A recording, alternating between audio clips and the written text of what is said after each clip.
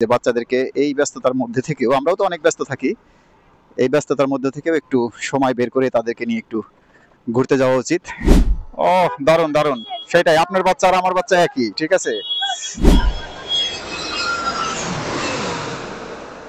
বাবা রে, বিশাল বিমান। আর আমরা কয়েকজন মিলে গিয়ে ওর বাড়িতে লুট টুট কইরা ছোটবেলার আসলে কত অদ্ভুত অদ্ভুত সব প্ল্যান ছিল আমাদের, কত খেলা ছিল। ওই যে যাচ্ছে স্টারলিংকের মালিক, এই যে ফেসবুকের মালিক, অনেক ব্যস্ততা ওদের সামনে, ওদের মানে কনফারেন্স যায়, অফিস ধরতে হবে ওদের জন্য, সব পৃথিবীর বড় বড় কি বলে রাষ্ট্রনায়করা এসে বসে আছে, ওদের দ্রুত যেতে হবে। হ্যালো ভিউয়ার্স, আসসালামু আলাইকুম। রান উইথ রাজীবের সাথে ভেসপা ব্লগিং এ আপনাদেরকে আবারও স্বাগতম। আরো একটি ব্র্যান্ড নিউ ভিডিও আজকে আমরা শুরু করতে যাচ্ছি, একটা ব্র্যান্ড নিউ মোটো ব্লগ শুরু করতে যাচ্ছি। এই হচ্ছে রান উইথ রাজীবের সিলভার প্লে বাটন, যেটা আপনাদের ভালোবাসার ফসল। এটা নিয়ে তেমন কোনো ভিডিও করা হয় নাই, যাক সেটা ভিন্ন প্রসঙ্গ। তো এখন এই যে বর্ণ এবং বৃন্তকে নিয়ে আমরা কোথায় যাব? ঘুরতে যাব। হ্যাঁ, ঘুরতে যাচ্ছি আমরা, এখন আমাদের বাসায় আছি। তো বাসা থেকে এখন আমরা বের হব, বের হয়ে ভেসপা নিয়ে আমরা প্রত্যেক শুক্রবারেই যেরকম ঘুরতে যাই সেরকম আমরা এখন ঘুরতে যাব, এবং যেতে যেতে আপনাদের সাথে মোটো ব্লগ শেয়ার করব। তো চলুন তাহলে, বাকি কথা হবে আমার ভেসপার ককপিট থেকে। চলো, লেটস গো। এই হচ্ছে আমার ইয়োলো ভেসপা, ঢাকা মেট্রো ল 64 47 28। এটাতে করেই আমরা এখন উড়াল পঙ্খির মতো ঘুরে বেড়াবো। এই ভেসপা নিয়ে আমি একটা ব্লগ করব, বিস্তারিত ভেসপার বিভিন্ন বিষয় সম্পর্কে আপনাদের সাথে শেয়ার করব। দেখি, তুমি পিছনে বসো, আগে বসবা বর্ণ, হ্যাঁ, তারপরে বৃন্ত, ঠিক আছে। তো যেটা বলছিলাম যে ভেসপা নিয়ে আমি একটা ব্লগ আপনাদের সাথে শেয়ার করব। বিসমিল্লাহির রহমানির রহিম। বাচ্চাদের নিয়ে বের হচ্ছি। আমি যেটা করি সেটা হচ্ছে যখনই একটু সময় পাই, ওদের স্কুল বন্ধ থাকে, সেই সময়ই আমি বাচ্চাদেরকে নিয়ে একটু বের হই। সেটা শুক্রবারেই বেশি বের হওয়া হয়, কারণ শুক্রবার শনিবার ওদের বন্ধ থাকে। শনিবারে অবশ্য আমার অফিস থাকে, কিন্তু শুক্রবারটা ওদের স্কুল বন্ধ, আমার অফিস বন্ধ। তখন বিকেলের দিকে ওদেরকে নিয়ে বের হই। বাচ্চাদেরকে নিয়ে বের হওয়াটা আসলে খুবই জরুরি। শহরের এই নগর জীবনে তো আসলে বাচ্চাদের খেলাধুলা বা একটু আউটিং এর জন্য তেমন অপশন থাকে না। তাই প্রত্যেকটা বাবা মারই উচিত, আমি মনে করি, আমার পার্সোনাল ওপিনিয়ন, যে বাচ্চাদেরকে এই ব্যস্ততার মধ্যে থেকেও, আমরাও তো অনেক ব্যস্ত থাকি, এই ব্যস্ততার মধ্যে থেকেও একটু সময় বের করে তাদেরকে নিয়ে একটু ঘুরতে যাওয়া উচিত। তো আমার বাসা থেকে এই যে বের হয়ে 2 মিনিট আসলেই হচ্ছে বর্ণর স্কুল। এই যে আপনারা আমার বাম পাশে যে দেখতে পাচ্ছেন, এই যে প্যারাডাইস ইন্টারন্যাশনাল হাই স্কুল, এটা হচ্ছে বর্ণর স্কুল, খুবই কাছে। এরপরে সামান্য একটু দূরেই হচ্ছে বৃন্তর স্কুল, এই রাস্তায় পড়বে cantonment Mirpur cantonment public school and college, সেটা হচ্ছে বৃন্তর স্কুল। বৃন্ত হচ্ছে ক্লাস 3-তে এবার, আর বর্ণ হচ্ছে কেজি ক্লাসে। তো যেটা বলছিলাম যে বাচ্চাদেরকে নিয়ে অবশ্যই ঘুরতে যাওয়া উচিত। অ্যাটলিস্ট আশেপাশেও যদি যান তাহলে ওদের মাইন্ডটা অনেক ফ্রেশ থাকে, কারণ সারা সপ্তাহ তো অনেক ক্লাস ক্লাস টিচার এটা সেটা মিলিয়ে অনেক বেশি কিন্তু চাপ থাকে বাচ্চাদের মানসিকভাবে। আমরা আসলে ছোটবেলায় যেভাবে বড় হয়েছি সেভাবে তো ওদেরকে বড় করতে পারি না, এটা সম্ভবও না। সেটা আমরা গ্রামে স্কুলে গেলে গেছি, না গেলে নাই, বাবা মা ওইভাবে খবর নেয় নাই। এই যে প্রাইভেট টিউটর, এত ক্লাস টিচার, প্রাইভেট টিচার, পড়ার চাপ, এগুলা কিন্তু আমরা টেরই পাই নাই আমাদের সময়ে। কিন্তু এখন তো আসলে সেভাবে বাচ্চাদেরকে আমরা বড় করতে পারবো না, সেটা সম্ভব না। গ্রামে ফিরে যাওয়া ছাড়া তো সেটা সম্ভব না। আর গ্রামের বাচ্চারাও এখন অনেক প্রেসারে থাকে, অনেক চাপে থাকে তারা, পড়াশোনার যে চাপ সেটা গ্রামেও আছে। তো 12 নম্বরের এই কোনায় দেখা যাচ্ছে যে ছোটখাটো একটা জ্যাম, আমরা এই জ্যামটা বের হয়ে আবার ব্লগিং শুরু করব। তো জ্যামটা পার হয়ে এলাম, এখানে কিছু একটা হচ্ছে, মিটিং মিছিল। বাংলাদেশে মানে ঢাকা শহরে এত মিটিং মিছিল, এত কিছু হয় ইদানিং, সাধারণ মানুষের ভোগান্তি। তারপরে সব মিলিয়ে যদি ভালো কিছু হয় সেটা অবশ্যই ভালো। তো যাই হোক, যেটা বলতেছিলাম যে গ্রামের বাচ্চাদেরও পড়ালেখার এখন অনেক চাপ। তারপরও গ্রাম তো গ্রামই, গ্রামের সেই মেঠো পথ, গাছগাছালি, আচ্ছাদিত গ্রামের বাড়ির উঠান, আমাদের গ্রামের বাড়ির উঠানও বড়, গাছগাছালি আছে, সবকিছু মিলিয়ে নির্মল বায়ু। এই ব্যাপারটা কিন্তু শহরে আমরা পাই না। ও মাই গড, রাস্তায় তো অনেক মানুষ, অনেক। আমরা এখন যাচ্ছি হচ্ছে দিয়াবাড়ির দিকে। কালকে রাতে যেখানে আপনাদেরকে নিয়ে গেছিলাম, কালকে তো রাতের বেলা ছিল, আজকে দিনের বেলায় যাচ্ছি বাচ্চাদেরকে নিয়ে। ওরা কালকে রাতে আমার ব্লগ দেখছে, মোটো ব্লগ দেখে খুব এক্সাইটমেন্টের ভিতরে আছে, বলতেছে বাবা আমরাও কালকে আমাদেরকে নিয়ে চলো ওইখানে। বললাম যে ঠিক আছে তাহলে। ও রাস্তায় তো অনেক মানুষ, সম্ভবত কোনো মিটিং ছিল বা কোনো সভা ছিল, এখন শেষ হয়ে গেছে। এই যে আমার হাতের ডান দিকে হচ্ছে বৃন্তর school, MCPSC, Mirpur cantonment public school and college. এটা হচ্ছে আমার এই যে ডান দিকে। এইখানেই মনে হয় কিছু একটা ছিল, ওদের স্কুলেই কোনো একটা কনফারেন্স ছিল, এখানে অনেক মানুষ দেখা যাচ্ছে। তা আমরা এই জ্যাম ট্যাম ঠেলে একটু বেরিয়ে যাওয়ার চেষ্টা করব। আশা করি দিয়াবাড়ির রাস্তায় ওঠার পরে খুব একটা ক্রাউড থাকবে না, কিন্তু এইখানে তো দেখতে পাচ্ছি আমরা অনেক ক্রাউড।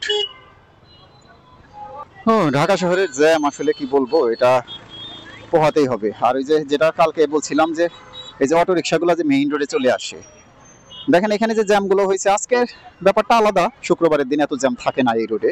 আজকে ওই সভা সমিতির কারণেই এত জ্যাম, কিন্তু যদি এত লোকজনের সমাগম বাদও দেই, তারপরও এই অটো রিক্সাগুলো মেইন রোডে আসার কারণে প্রায় বিভিন্ন রাস্তায়, বিভিন্ন মেইন রোডগুলোতে, বিভিন্ন বড় রাস্তাগুলোতে জ্যাম হয়। এটার একটা আশু সুরাহা হওয়া দরকার, আশু প্রতিকার দরকার। আমার হাতের বাম পাশে হচ্ছে মিরপুর ক্যান্টনমেন্ট এরিয়া, আর আমরা এই যে দিয়াবাড়ির রাস্তায় চলে আসলাম। কালকে রাতে আপনারা মূলত এইখান থেকেই আমার সাথে কানেক্ট হয়েছিলেন, মানে আরো আগে থেকে কানেক্ট হয়েছিলেন, বাট এইখানে এসে কালকের ব্লগ আর আজকের ব্লগের, হ্যাঁ, কালকের ব্লগ আর আজকের ব্লগের এইখান থেকে হচ্ছে কমন পড়লো আর কি। তো যেটা বলতেছিলাম যে এই রিক্সার কারণেই মেইনলি এখন বড় শহর, বড় রাস্তা, ছোট রাস্তা, সব জায়গায় গলিতে গলিতে সব জায়গায় জ্যাম হয়। তো কিছু করার নাই, এটা কিছু করার নাই তা না, করার আছে, বাট কে করবে? যারা করবে তারা যদি করে, তাদের যদি বোধোদয় হয়। আবার করতে গেলে অনেক সমস্যা, রিক্সাওয়ালারা আন্দোলন করে, তারা রাস্তা অবরোধ করে, আবার সেই ভোগান্তি, নানা ধরনের, ওই যে কালকে বলতেছিলাম যে নানা ধরনের ব্যারিয়ার্স, প্রতিবন্ধকতা, এই প্রতিবন্ধকতাগুলো কে দূর করবে আল্লাহ জানে। তো এই যে কালকে দেখেন এইখান দিয়ে আমি গেছি রাতের বেলা, এই যে ঝিলটার কথা বলছিলাম, শহরের ইটকাট পাথরের মাঝখানে শান্ত স্বচ্ছ নদীর একটা ঝিল, সাথে কিছু গাছগাছালি। এই যে হাতের ডান দিকে ছোট্ট একটা পুকুরের মতো একটা ঝিল। আর এই রাস্তাটা ছিল অনেক ভাঙাচোরা, মানে এই যে মেট্রো রেলের এই নিচ দিয়ে, উত্তরা মেট্রো রেলের এই নিচ দিয়ে যখন মেট্রো রেল উদ্বোধন হয়, তখন তাড়াহুড়া করে এই রাস্তাটা করছিল, একদম ন্যারো একটা রাস্তা করছিল, যেটা পরবর্তীতে আর কোনো রিপেয়ারিং করে নাই, যার ফলে দেখা গেছে যে ট্রাক, বাস, রিক্সা টিক্সা সবকিছুতে এই রাস্তা দিয়ে চলাচল করে। আস্তে আস্তে ভেঙে ভেঙে এই রাস্তাটুকু এতটা ন্যারো হয়ে গেছিল, এখন ঠিক করার পরে রাস্তাটা কিন্তু একদম মাখনের মতো মসৃণ হয়েছে। যে এটা হচ্ছে উত্তরা দক্ষিণ স্টেশন, মেট্রো রেল স্টেশন, আমরা এটা ধরেই যাচ্ছি। তো আমি অলরেডি সিদ্ধান্ত নিয়ে নিয়েছি আমরা কোথায় যাব। আমি ওদেরকে নিয়ে যাব হচ্ছে রানওয়ে সিটি, অর্থাৎ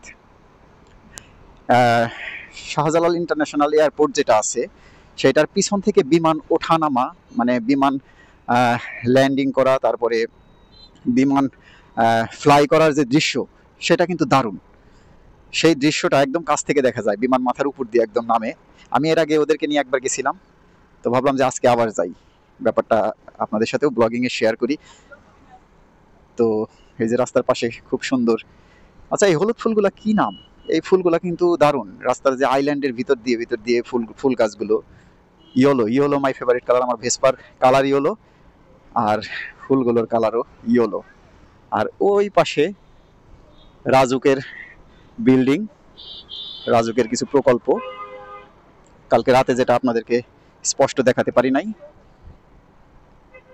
ওই হচ্ছে রাজুকের বিল্ডিংগুলো। ভালো লাগে, একসময় ওখানেও নিয়ে যাব আপনাদেরকে। আর ওই যে নিচেই দেখা যাচ্ছে যে একটা মেলা, গ্রামীণ মেলার মতো নাগরদোলা আছে, হ্যাঁ সুন্দর, পাশেই একটা লেক। তো আমরা আর ওদিকে যাব না, আমরা যাব এখন বিমান ওঠানামা দেখতে। বর্ণবৃন্দকে এটা দেখাবো, ওরা খুব খুশি হয় এটা দেখলে। আর এই ফুলগুলোর নাম কি যদি আপনারা জানা থাকে কেউ কমেন্ট করে জানাবেন। আর আমি যাচ্ছি ভেসপা চালিয়ে এই মেট্রো রেলের নিচ দিয়ে উত্তরার দিকে।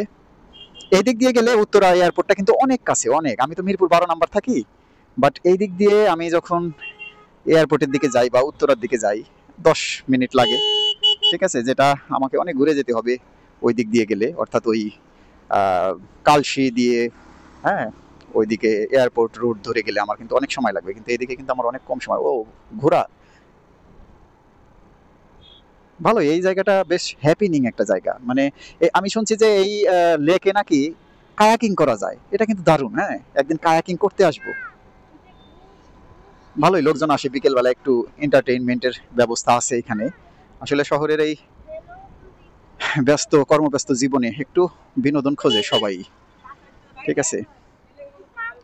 তো আমরাও একটু বিনোদনের জন্য যাচ্ছি। তো ফিরে যাই আবার সেই পিছনের কথায়, বাচ্চাদেরকে একটু সময় দেওয়া উচিত। হ্যাঁ, ওরা তো সেইভাবে আসলে ওদের শৈশবটাকে উপভোগ বা উপলব্ধি করতে পারে না। সকালবেলা উঠে স্কুল, সারাদিন মানে দুপুর পর পর্যন্ত স্কুলে থাকে, তারপরে এসে টিচার এই সেই সব মিলিয়ে একদম সন্ধ্যার পর আবার পড়তে বসা, সময়টা হয়ে ওঠে না। আবার যখন সময় হয় তখন দেখা যায় যে মা বাবা আমরা অনেক ব্যস্ততার মধ্যে থাকি, আমাদেরও কিছু কাজকাম থাকে, তখন ওদেরকে নিয়ে বের হওয়া হয় না। তা আমি আবার এই ব্যাপারটা একটু মেনটেন করার চেষ্টা করি যে যা কিছুই হোক অন্তত সপ্তাহে একটা দিন, অন্যান্য দিন যদি সময় পাই সেটা তো ভালো, গুড। আর যদি সেটা নাও হয়, অন্তত সপ্তাহে একটা দিন আমি চেষ্টা করি ওদেরকে নিয়ে বের হতে। এখন তো ভেসপা আছে, ভেসপা দিয়ে মোটামুটি চাইলে আশেপাশেও একটু ঘুরতে নিয়ে যাওয়া যায়। আগে তো রিক্সায় যেতাম, রিক্সায় অনেক খরচের ব্যাপার ছিল, কিন্তু ভেসপা নিয়ে স্বাধীনতা আছে, আমার যেদিকে মন চাচ্ছে যাচ্ছি, যখন যেখানে মন চাচ্ছে থামতেছি। তো গতকালকের ভিডিওতে কিন্তু আমি বেশ ভালো রেসপন্স পাইছি আপনাদের কাছ থেকে। আমি খুব একটা কনফিউশনে ছিলাম যে আমার এই নতুন মোটো ব্লগিং সিস্টেমটা আপনারা কেমন ভাবে নেবেন, কিভাবে এটাকে জাজ করবেন। কিন্তু দেখলাম যে না, কমেন্টে একটাও নেগেটিভ কোনো কমেন্ট নেই, বরং সবাই খুব ইন্সপায়ার করছে আমাকে যে চালিয়ে যান, কন্টিনিউ করেন, আপনি নিয়মিত থাকলেই হবে, সেটা মোটো ব্লগ হোক আর ট্রাভেল ব্লগ হোক। মানে এই ব্যাপারটা না, আমি এতদিন পরে এসে, আর ভিউ কম হোক, আমার কথা হচ্ছে যে ভিউ তো আমি তো অনেকদিন ছিলাম না, অনেকের কাছে নোটিফিকেশন যায় নাই, বা অনেকে হয়তো বা ধরেই দিছে আমি বাপচাত দিছি। তো ভিউটা আসলে কি বড় ব্যাপার নাই, যে আপনাদের যে ভালোবাসা, দুই একটা কমেন্ট, দুই একটা না বেশ অনেকগুলো কমেন্ট পাইছি। ও দেখো বিমান নামতেছে, আমরা ওইটার কাছে চলে যাব। ওই যে সামনে একটা বিমান, হ্যাঁ এয়ারপোর্টে যাব, পিঙ্ক সিটি। তো আমার খুব ভালো লাগছে। তো গতকালকের ভিডিওতে ইন্সপায়ার্ড হয়ে কিন্তু আমি আবার আজকে ওদেরকে নিয়ে বের হলাম যে দেখি আবার একটু যাই। তো গতকালকের ভিডিওতে একটা প্রবলেম ফেস করছি আমি, আপনারা খেয়াল করছেন কিনা, আমার ভেসপার যে ককপিটটা, মানে এই হ্যান্ডেলটা কেমন একটু বাঁকা হয়েছিল, একদিকে কাত হয়েছিল, মানে বাম দিকে একটু কাত হয়েছিল। এটা রিজনটা আমি ধরতে পারলাম না, হয়তো আমার ক্যামেরাটাই একটু কাত হয়েছিল কিনা, সেটিংটা কালকে প্রথম সেটিং ছিল তো বুঝতে পারি নাই। এই যে আমরা কিন্তু মেট্রো রেলের থেকে হাতের ডান দিকে এসে, এটা হচ্ছে রানওয়ে পিঙ্ক সিটি, এই রানওয়ে পিঙ্ক সিটি ধরে আমরা কিন্তু যাব। রানওয়ে পিঙ্ক সিটি থেকে একটু সামনে গেলেই কিন্তু ওই এয়ারপোর্ট। হ্যাঁ বলো।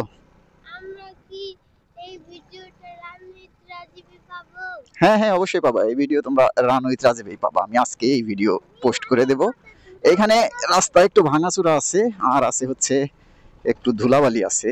তো আমরা আস্তে আস্তে যাই, জোরে যাওয়ার কোনো কারণ নাই, জোরে আমি চালাইও না কখনো, জোরে আমি চালাবো না কখনো। আমার এই ভেসপার টপ স্পিড কিন্তু 105 কিলোমিটার স্পিডে আমি এটা চালাতে পারবো। আর এটার সিসি হচ্ছে 150 সিসি। হ্যাঁ, স্পিড কিন্তু কম না। আমি যদি রাস্তা ফাঁকা পাই, যদি টানতে শুরু করি, এবং এটার যে থ্রটল রেসপন্স সেটা কিন্তু খুবই ভালো। থ্রটল দেওয়ার সাথে সাথে কিন্তু একদম সাই সাই করে দৌড় মারে। কিন্তু আমার কথা হচ্ছে কি দরকার ভাই, আমি 105 স্পিড তুলে যাব কোথায়? আমার তো এত তাড়া নাই ভাই, আমার এত তাড়া নাই, আমার জীবন নিয়ে এত ছেলে খেলার সময় নেই। হ্যাঁ, বেঁচে থাকতে হবে, অনেক কিছু করতে হবে, আপনাদের ভালোবাসা এনজয় করতে হবে, আপনাদের প্রতি আমার ভালোবাসা শো করতে হবে। সবকিছু মিলিয়ে এত তাড়াহুড়ার জীবন আমার পছন্দ না। এই যে আমরা চলে আসছি প্রিয়ঙ্কা রানওয়ে সোসাইটি, এটাই হচ্ছে প্রিয়ঙ্কা রানওয়ে সিটি বলে আর কি। এটার ভিতর দিয়ে গেলেই আমরা এয়ারপোর্টে পৌঁছে যাব খুব অল্প সময়ের মধ্যে। ওয়ালাইকুম সালাম। হ্যাঁ, রাস্তা বন্ধ। একটু ওই যে ইয়েতে যেতে পারবো না, এয়ারপোর্টের রানওয়েতে ঘুরে যেতে হবে না?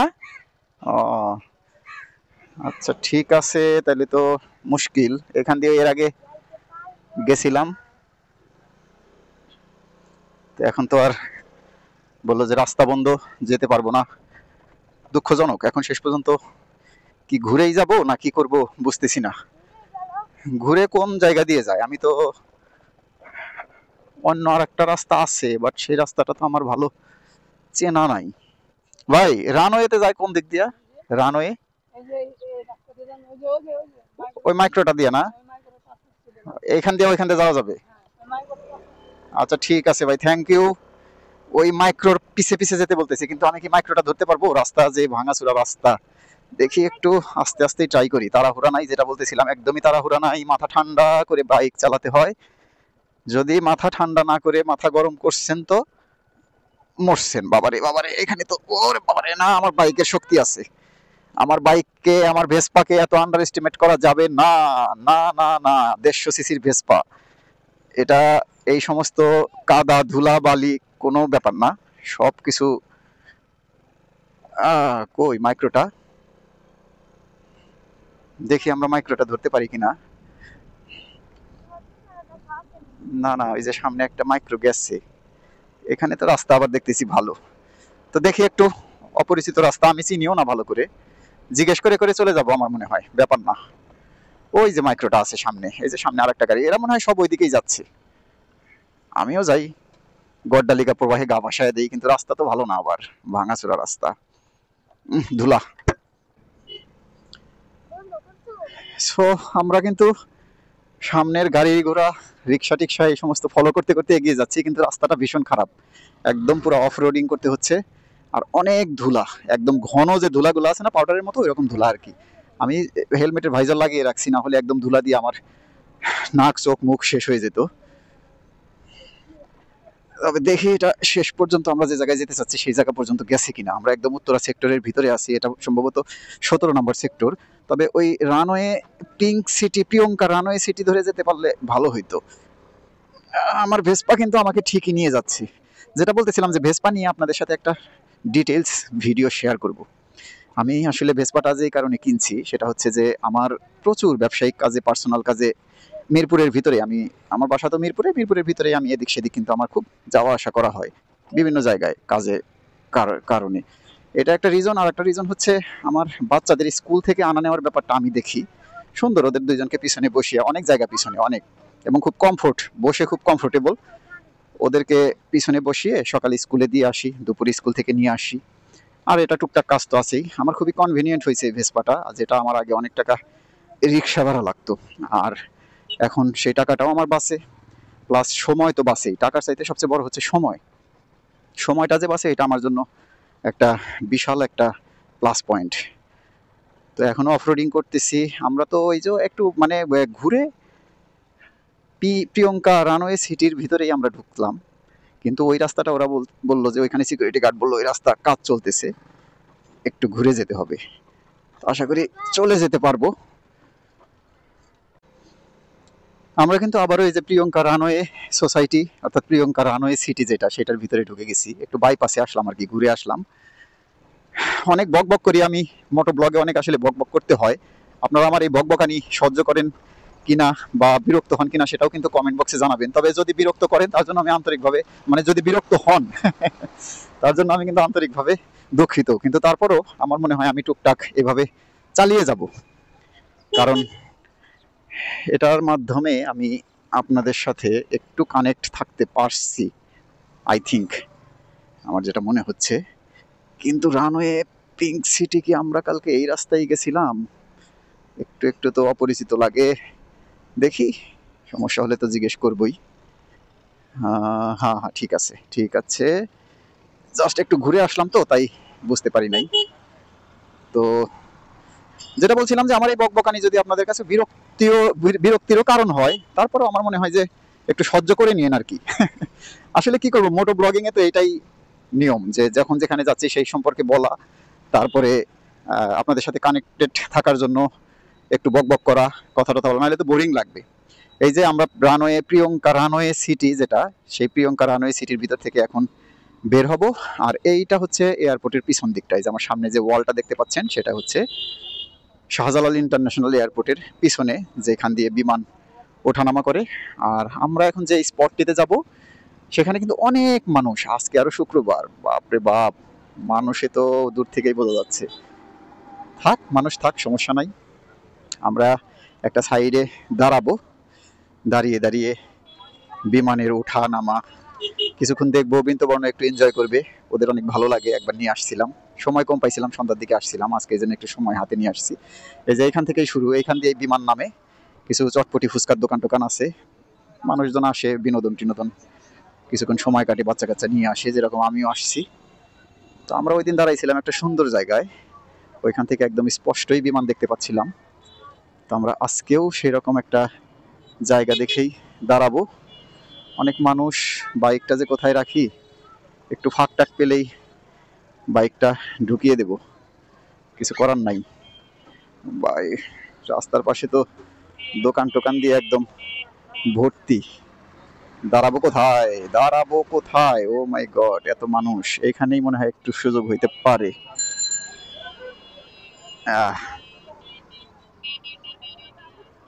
ব্যাস, নামো। ও এখানে আনারস, আখের জুস, চানাচুর। আখের জুস খাবা? আচ্ছা ঠিক আছে, বলতেছি। আখের জুসের বরফ কি ভালো? আসসালামু আলাইকুম, আপনারা কোথা থেকে আসছেন ভাইয়া? Airport Farid market. ও, শব্দ কিসের? আচ্ছা, এই বরফ কি ভালো মামা? হ্যাঁ, বাচ্চা খাবে কিন্তু ভালো হবে তো, আবার পেট খারাপ করবে না তো? ও দারুন দারুন, সেটাই, আপনার বাচ্চা আর আমার বাচ্চা একই, ঠিক আছে। হ্যাঁ, ওই ভিতরে কি যেন করতেছে। এই যে এখান দিয়ে হচ্ছে বিমানটা নামবে, একদম মাথার উপর দিয়ে বিমান আসতেছে,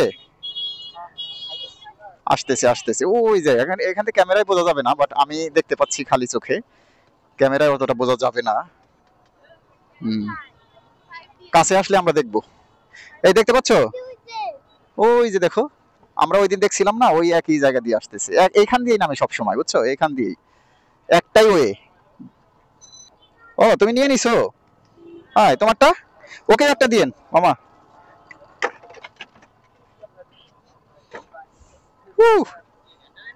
অনেক মানুষ, জায়গাটা অনেক হ্যাপেনিং একটা জায়গা। বিমানের ভয়ে হাত থেকে গ্লাস পড়ে যাবে বলো কি? বিমান দেখে ভয় পাবা কেন? তাই না, এটা ছোট বিমান, বড় না। আমরা আর একটা বড় বিমান দেখে চলে যাব। হ্যাঁ, না না, এটা ছোট বিমান, এটা বড় বিমান না। এই যে আসতেছে, এই যে এই যে এই যে,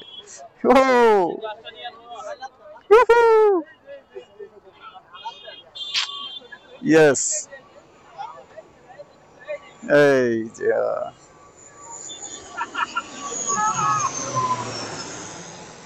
দারুন দারুন। এটা ছিল একটা ইউএস বাংলা এয়ারলাইন্স এর। নাও, ভয় পাইছো?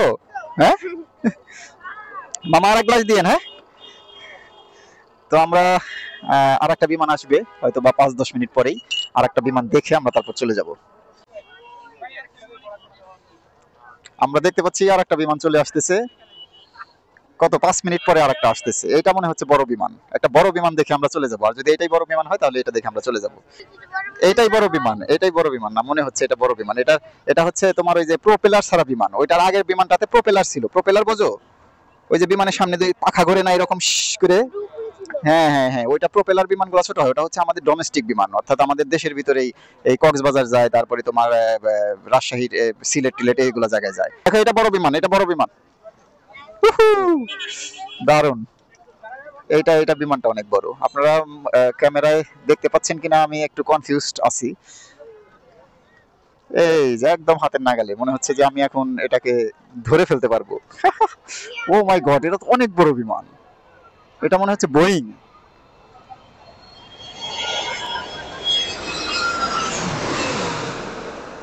বাবা রে, এটা বিশাল বিমান।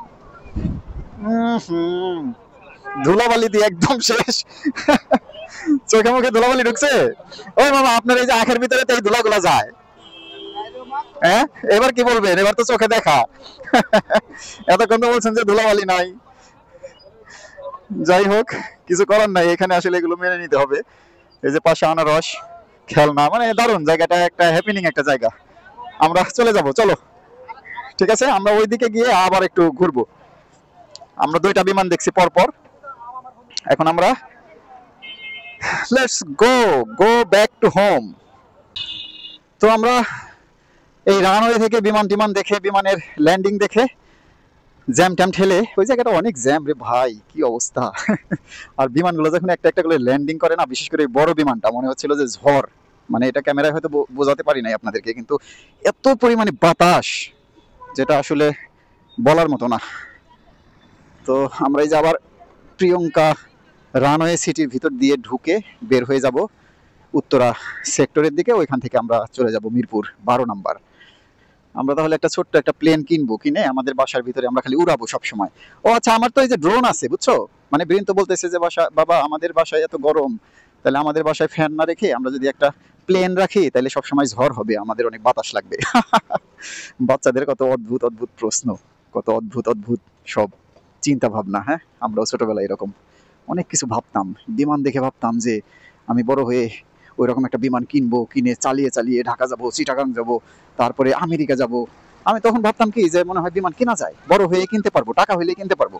হ্যাঁ, বাবা মাকে জিজ্ঞেস করলে বলতো যে হ্যাঁ বিমান তুমি কিনতে পারবা, বড় হও, টাকা পয়সা, অনেক টাকা পয়সা ইনকাম করো, বিমান কিনতে পারবা। আসলেই কিন্তু বিমান কেনা যায়, মিথ্যা কথা না, বাট সেটার তো ক্যালকুলেশন আলাদা, সেটার টাকা পয়সার যে রেঞ্জ, সেটার ব্যাপারগুলো আসলে আলাদা। তো সেটাই যে বাচ্চাদের অনেক অদ্ভুত অদ্ভুত প্রশ্ন থাকে, ভালো লাগে আসলে। এই যে আমি ওদেরকে নিয়ে ঘুরি, বইয়ের পাঠ্যপুস্তকে আসলে বাচ্চারা যেগুলো পড়ে সেগুলা বাস্তব জীবনে কাজে লাগে না সেটা বলবো না, কাজে লাগে। তাদেরকে বুদ্ধিবৃত্তি বাড়িয়ে দিতে, তারপরে তাদেরকে মেধাবী করতে বা তাদেরকে চৌকস করতে কিন্তু বইয়ে পাঠ্যপুস্তক দরকার আছে।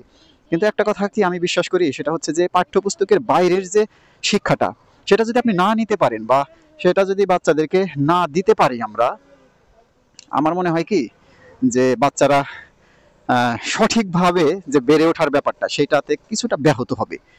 ঠিক আছে, যেটাকে আমরা বলি আউট নলেজ। এই যে হাতে ধরে ধরে আমি ওদেরকে আউট নলেজ দেওয়ার চেষ্টা করতেছি, বা আপনারা করতেছেন আপনাদের বাচ্চাদের সাথে যদি করে থাকেন, সেটা অনেক ক্ষেত্রেই না পাঠ্যপুস্তক মানে বইয়ের পড়া টড়া শেষ করে বের হয়ে আসবে, তারপরে অনেক কিছু অজানা থেকে যাবে। ঠিক আছে, অনেক কিছুই জানতে পারবে না। তো আসলে কি যে আমাদের যে গ্রাম, আমি তো ছোটবেলায় বড় হয়েছি হচ্ছে সিরাজগঞ্জ, সিরাজগঞ্জের এনায়েতপুর গ্রাম আমার প্রাণের যে ঠিকানা, আমার শিকড় যেখানে, সেই গ্রামে আমার জন্ম, সেখানেই বেড়ে ওঠা। আমরা ছোটবেলায় না অনেক কিছু, অনেক মানে বর্ণিল একটা পরিবেশে বড় হয়েছি, অনেক ঘটনাবহুল পরিবেশে বড় হয়েছি। ঠিক আছে, সেটা কেমন ছিল একটু আপনাদের সাথে শেয়ার করি। আমার বাড়ির পাশ দিয়ে ছিল একটা নদী, একদম বাড়ির সাথে লাগানো, যমুনা নদী। যমুনা নদীর একটা শাখা, ওইখান থেকে মূল যমুনা নদী একটু দূরে ছিল, কিন্তু শাখাটাও তখন ভয়ঙ্কর ছিল। তো আমরা তো ছোট ছিলাম, এত বুঝতাম না, আমরা ভাবতাম যে এটাই মূল যমুনা নদী, অনেক স্রোত ছিল ওই নদীতে। তো আমরা কি করতাম, স্কুল থেকে এসেই ব্যাগ ট্যাগ রেখেই সাই করে গিয়ে, একটা ব্রিজ ছিল আমার মনে পড়ে, একটা কাঠের না একটা বাঁশের, প্রথমে ছিল বাঁশের একটা পুল, এরপরে হলো একটা কাঠের একটা ব্রিজ। বাঁশের যেটা ছিল সেটাকে আমরা পুল বলতাম, পুল। আর যেটা ইয়ের ছিল কাঠের, সেটাকে বলতাম আমরা কাঠের ব্রিজ, কাঠের সাঁকো। তো এসেই না ওই সাঁকোতে গিয়ে বা ওই পুলে গিয়ে আমরা লাফ দিয়ে পড়তাম একদম নিচে নদীতে। আমার বয়স কত ছিল, আমি সম্ভবত 6-7 বছরেই সাঁতার শিখে গেছিলাম। তো আমি ওই সময়ের কথাই বলতেছি, সেই 6-7-8 বছর সময়টা, যে গোল্ডেন টাইমটা আমরা পার করে আসছি, শৈশব। তো হ্যাঁ বাবা, বর্ণা বলতেছে এখন তো তোমার 42 বছর। হ্যাঁ, আমি আমি বুড়ো হয়ে গেছি। তো সেটাতে, সেই নদীতে গিয়ে না মানে ঝাঁপাইতাম, তো ঝাঁপাইতাম শুধু না, আমাদের চোখ যখন লাল টকটকে না হতো, মানে চোখের ভিতরে কাটা কাটা কাটা কাটা বিনতো, চোখ লাল হতো, আশেপাশে সব কোনো লাইটের দিকে তাকাইলে দেখতাম যে লাইটের পাশ দিয়ে অনেকগুলা লাইট জ্বলতেছে রেখার মতো। তখন আমরা ওঠার চিন্তা ভাবনা সবে মাত্র করতাম, মানে চিন্তা ভাবনা করতাম, মানে ধরে নেন যে আরো 1 ঘন্টা লাগতো উঠতে। তো এর মধ্যে আবার মাঝে মাঝে হতো কি, আমার মামা ছিলেন, রাগী একজন মামা ছিলেন, তিনি বাঁশের কঞ্চি নিয়ে আসতেন, আইসা মনে করেন পিঠের মধ্যে পাছার মধ্যে যে বাড়ি দেওয়া শুরু করতেন, ওই বাড়িতেই মনে করেন আমাদের খবর হয়ে যেত। ঠিক আছে, আমরা মানে সাই সাই করে উঠে একদম দৌড়ায়া কে কোথায় ছুটে পালাইতাম আল্লাহ জানি, পরে আস্তে ধীরে বাসায় যাইতাম, পলায়া পলায়া লুকায় লুকায় গিয়া মুছতাম, কাপড় চোপড় পাল্টাইতাম, ভাত টাত খাইতাম, আম্মা অনেক সময় বকাবকি করতো, এইগুলা করতাম। অনেক সময় দেখা যেত কি যে যখন নতুন পানি আসতো, বন্যা মানে বর্ষার নতুন পানি, যমুনা নদীর পানি যখন একদম নতুন উতলে উঠতো, বাড়ি ঘরে ঢুকে পড়তো, তখন তো স্কুল টিস্কুল বন্ধ, স্কুলে যাওয়া হইতো না, রাস্তাঘাট বন্ধ। সেই সময়টাতে না আমরা বড়শি দিয়ে মাছ মারতাম, মানে ঘরে বসে বসে বড়শি দিয়ে মাছ মারতাম, মানে কি যে একটা দারুণ সময় আমরা পার করতাম। এরপরে আরো আছে ধান ক্ষেত, ধান ক্ষেত, গম ক্ষেত, আখ ক্ষেত না, সরি, আমাদের সিরাজগঞ্জে কোনো আখ ক্ষেত ছিল না, ছিল হচ্ছে গমের ক্ষেত, ধানের ক্ষেত, তারপরে পাটের ক্ষেত। এগুলোর ভিতরে না ডাকাত ডাকাত খেলতাম। ঠিক আছে, ডাকাত ডাকাতটা কেমন, যে একজনের বাড়ি সাজায় দিতাম, আর আমরা কয়েকজন মিলে গিয়ে ওর বাড়িতে লুট টুট কইরা ছোটবেলার আসলে কত অদ্ভুত অদ্ভুত সব প্ল্যান ছিল আমাদের, কত খেলা ছিল। ঠিক আছে, গিয়ে ডাকাতি করে নিয়ে যেতাম, ও তখন পুলিশ টুলিশ নিয়ে আমাদের ধরতে যেতাম, আমরা গিয়ে ধান খেতে লুকাইতাম, পাট খেতে লুকাইতাম, আখ খেতে লুকাইতাম, মানে সেই একটা মানে সারাদিন চলে যেত, স্কুল থাকতো না, বা স্কুলে যাইতাম না। স্কুল তো প্রচুর কামাই দিছি, প্রচুর কামাই দিছি, আমার লাইফে স্কুল কামাই দেওয়ার আমার রেকর্ড আছে। আমি ক্লাস 5 পর্যন্ত তো তেমন ক্লাসই করি নাই, সত্যি কথা তেমন ক্লাস করি নাই। অনেক অভিযোগ টভিযোগ নিয়ে আসতো বাসায়, সবসময় স্যাররা আব্বাকে বলতো, তারপরে আমার আম্মাকে বলতো, মামাদেরকে বলতো, আমি আমার মতো, তারা একটু বকাঝকা করতো, একটু না, আব্বা অনেক সময় অনেক বকাঝকা করতো, মামা অনেক সময় অনেক বকাঝকা করতো, মা বকাঝকা করতো, মানে সবকিছু মিলিয়ে না, তারপরে কেন যেন গায়ে লাগাই না, এই ঘুরে বেড়াতাম। আমি একটু বাউন্ডুলে টাইপের ছিলাম, এই ঘুরি নিয়ে যেতাম চরে, যমুনা নদীর চর ছিল, বিশাল চর, মনে হতো যে মরুভূমি। সেই চরে গিয়ে আমি ঘুড়ি উড়াতাম, আর ঘুড়ি উড়াতাম, সকালে উড়াইয়া দিয়া বৈশা থাকতাম একদম সন্ধ্যার আগে, মানে সূর্যাস্তের আগে আগে সেই ঘুড়িটা নামাইতাম, অনেক উপরে দিতাম, একদম মনে হতো যে মেঘ ছুঁয়ে ফেলবো। ঠিক আছে, যদিও মেঘ ছোঁয়া সম্ভব ছিল না, তারপরে সেরকম আর কি মনে হতো আর কি।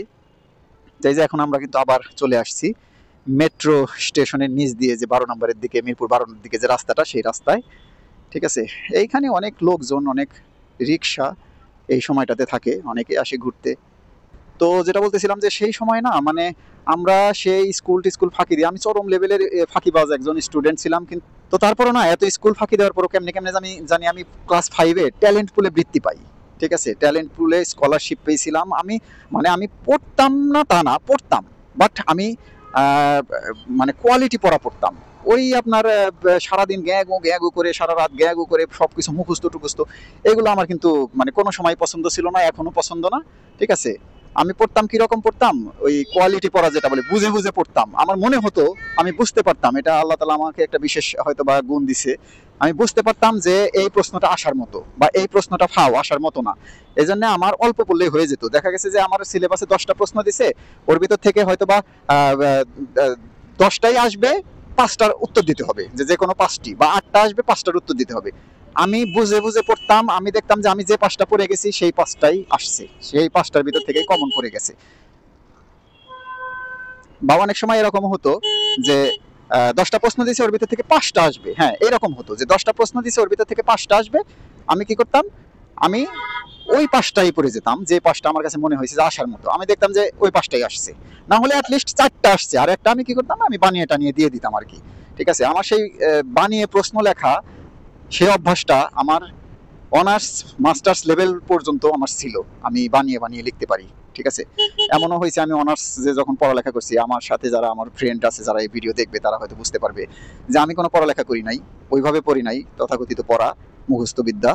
আমি যেতাম, প্রশ্ন নিতাম, একটার পর একটা বানায় লিখতাম। তারপরেও দেখা গেছে যে সবাই হয়তো বা 10 পৃষ্ঠা লিখতো, আমি 20 পৃষ্ঠা লিখতাম। ওরা বলতো, কিরে তুই পড়লি না, তুই এত কেমনে লিখলি? ঠিক আছে, মানে আমি কিন্তু সরি টু সে যে আমি নিজেকে জাহির করতেছি না, বা নিজের করতেছি না, মানে নিজের প্রশংসা নিজে করতেছি না, বাট এইটা না, মানে আমি আপনাদের সাথে জাস্ট শেয়ার করলাম যে আসলে এরকমটাই কিন্তু হওয়া উচিত। আমরা এই যে তথাকথিত যে পড়ালেখা, হ্যাঁ, এত টিচার রেখে এত কিছু করে এই বাচ্চাদেরকে আমরা জোর করে ধরে মুখস্থ করানো, তারপরে গিয়ে পরীক্ষায় লিখে দিয়ে আসা, এটার আলটিমেট রেজাল্টটা আসলে যে কি হয় সেটা তো ফলাফলটা তো আমরা পাচ্ছি এখন। ঠিক আছে, ওগুলা হচ্ছে ছাত্রী রাইডার, বুঝছো, ওরা ওইভাবেই চালায়। ওরা ওদের অনেক তারা, ওরা মানে এক একজন, ওরা মনে করো বিল গেটসের চাইতেও ধনী, হ্যাঁ, তারপরে ইয়ের চাইতে ওই যে মার্ক জুকারবার্গের চাইতে ওরা বেশি ব্যস্ত। ওরা মনে করো এক একজন 8টা 10টা ফেসবুক কোম্পানির মালিক, তারপরে 7-8টা স্টারলিংকের মালিক। ওদের এত ব্যস্ততা যে ওরা করে কি, ওই এক জায়গা থেকে আরেক জায়গায় বিমানে গেলে ওরা মনে করে দেরি হয়ে যাবে, আমাদের অত টাইম নাই, সুতরাং বাইক আছে, বাইক নিয়ে আমরা বিমানের চাইতেও জোরে চলে যাব। ঠিক আছে, এই জন্য ওরা ওইভাবে চলে, ওরা অনেক ব্যস্ত। আমাদের দেশে ওরা এক একজন মানে কি বলবো যে রাজা মহারাজা আর কি। ওদের ব্যস্ততার কারণে ওরা ঠিক আছে, চলুক, ওরা ওদের জয় হোক, আল্লাহ ওদের হেফাজত করুন। আর আমার ভেসপার গতি হচ্ছে 40 কিলোমিটার পার আওয়ার। আমি বাচ্চা কাচ্চা নিয়ে ফ্যামিলি নিয়ে কখনোই 40 কিলোমিটারের উপরে ভেসপা চালাই না। আর আমি যখন একা চলি তখন শহরের ভিতরে তো তো আসলে 40-30-তে চালানোর কোনো সুযোগই নাই, রিক্সা টিক্সা সব কিছু মিলে। যখন আমি একটু হাইওয়েতে যাই তখন আমি 60 পর্যন্ত লিমিট রাখি, আসলে লিমিট ক্রস করা যাবে না। ওহ, এই রাস্তাটায় যতবার আসি ততবারই আমার এত ভালো লাগে, দারুণ দারুণ একটা জায়গা। উপর দিয়ে মেট্রো রেল, নিচ দিয়ে এত সুন্দর মসৃণ জায়গা, রাস্তা, পাশে ঝিল, এই পাশে ঝিল, ঝিলের ওই পারে আবার কিছু কিছু বক। আরে বকগুলা তো সকাল হলে মনে হয় আরো ভালো দেখা যাবে। একদিন সকালবেলা আসবে এখানে, সকালবেলা একদিন আসবো তো 6টা 7টার দিকে। 7টা আসলে হবে না, 6টার দিকে আসতে হবে, তাহলে দেখা যাবে কি এই গাছ ভর্তি বক, সব বক, সাদা সাদা বকগুলো সবুজ গাছের উপরে বসে আছে, সেটা কিন্তু আসলে দারুণ লাগবে, দারুণ। আর এই যে এইখানে হাতের বাম পাশে যে বেড়া, কাঁটাতারের বেড়া, বাঁশ দিয়ে বেড়া দিছে, বেড়ার ওই পাশে আবার সবুজ ঘাসের ভিতর দিয়ে কিছু কিছু গাছ রোপণ করছে। হ্যাঁ, এগুলো যখন গাছগুলো বড় হবে, দুই পাশেই তো দেখতেছি, হ্যাঁ দুই পাশেই, এই গাছগুলো যখন বড় হবে আমার মনে হয় তখন কিন্তু এই জায়গাটা আরো বেশি দারুণ একটা ব্যাপার হবে। যাক, ঢাকা শহরটা আস্তে আস্তে একটু ফর্মে আসুক। ওই যে যাচ্ছে স্টারলিংকের মালিক, এই যে ফেসবুকের মালিক, অনেক ব্যস্ততা ওদের সামনে, ওদের মানে কনফারেন্স যায়, অফিস ধরতে হবে ওদের জন্য। সব পৃথিবীর বড় বড় কি বলে রাষ্ট্রনায়করা এসে বসে আছে, ওদের দ্রুত যেতে হবে। হ্যাঁ, এই জন্য ওরা এত দ্রুত চলে যাচ্ছে। যা বাবা যা, দেশটাকে উদ্ধার করে এবার তোরা। ঠিক আছে, তো যাই হোক, ওই যে মেট্রো রেলের উপর দিয়ে ট্রেন যাচ্ছে, দেখা যাচ্ছে কিনা জানি না, ট্রেনটা যাচ্ছে সুন্দর। কালকে রেকর্ড হয়েছিল। আচ্ছা, তো আমরা এই যে হাতের ডান পাশে হচ্ছে ক্যান্টনমেন্ট, আমরা এখন ক্যান্টনমেন্ট এরিয়াতে ঢুকে পড়বো এবং আমরা 12 নম্বর, মিরপুর 12 নম্বরের রাস্তা ধরে চলে যাব হচ্ছে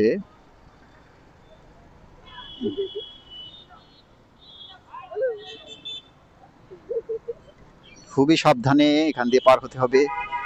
আমি আস্তে ধীরে সাবধানেই চালাই, যেটা আপনাদেরকে আগেও বলেছি, এবং আমি সেফটিটা আমার সর্বোচ্চ আমি গুরুত্ব দেই।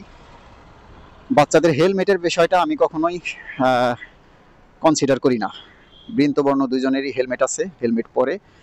তবে আমাকে আরও একটু সতর্ক হতে হবে, আমি একটু মনে হয় এই ক্ষেত্রে একটু ল্যাকিংস আছে। আমার সেফটি গার্ড পরা হয় না শহরের ভিতরে, বাইরে গেলে পরা হয়, কিন্তু শহরের ভিতরে সেফটি গার্ডটা কেন যেন পরা হয় না। আসলে এটা আমারই ভুল, অ্যাক্সিডেন্ট তো অ্যাক্সিডেন্টই, সেফটি গার্ড পরা উচিত। ছোট্ট একটা দুর্ঘটনা থেকেও অনেক বড় কিছু হয়ে যেতে পারে। এই যে এটা হচ্ছে বৃন্তর school, Mirpur cantonment public school and college, এটা হচ্ছে গেট। আমি প্রায় প্রতিদিন, শুক্র শনিবার দিয়ে প্রতিদিনই এখানে আসি, ওকে স্কুলে দিয়ে যাই, আবার ওকে এখান থেকে স্কুল থেকে নিয়ে যাই, সকালে দিয়ে যাই, রাতে নিয়ে যাই। তো আমার মনে হয় আজকের ব্লগ থেকে আমি বিদায় নিতে পারি। অনেক বকবক করেছি, আমার এত বকবক আপনারা আদৌ সহ্য করবেন কিনা এবং আদৌ আমার এই ব্লগ দেখবেন কিনা আপনারা কন্টিনিউ, সেটা আমি জানি না, আমার কনফিউশন আছে। আপনারা জানাবেন, দয়া করে জানাবেন যে আমার বকবকানি এরকম সহ্য করবেন কিনা, তাহলে আরও ভিডিও আমি মানে মোটো ব্লগটা আমি কন্টিনিউ করব, উৎসাহ পাবো আর কি। হয়তো কন্টিনিউ করব, বাট আপনাদের ভালো না লাগলে উৎসাহ পাবো না। আর আসলে এই এত কথার মাঝে না কিছু ভুল ত্রুটি হয়ে যায় একটু। আমরা তো আসলে, আর বিশেষ করে আমি তো মোটো ব্লগ করে অভ্যস্ত না, তো কিছু ভুল ত্রুটি হয়, কিছু শব্দ চয়নে ভুল হতে পারে, কিছু বাক্য চয়নে ভুল হতে পারে, ইংলিশ বলতে গিয়ে কিছু কিছু শব্দ একটু এদিক সেদিক হতে পারে। আপনারা না এগুলা একটু মানে হালকাভাবে নিয়েন, ক্ষমা সুন্দর দৃষ্টিতে দেখবেন। তবে ভুল হলে বিনয়ের সাথে ভুল ধরিয়ে দেবেন, গঠনমূলক সমালোচনা করবেন, আমি কিন্তু নিজেকে শুধরে নেওয়ার চেষ্টা করব। ভালো থাকবেন সবাই, সুস্থ থাকবেন। আজকের মতো বিদায় নিয়ে নিচ্ছি, সামনে মনে হচ্ছে অনেক জ্যাম, আর কন্টিনিউ করব না ভিডিওটা।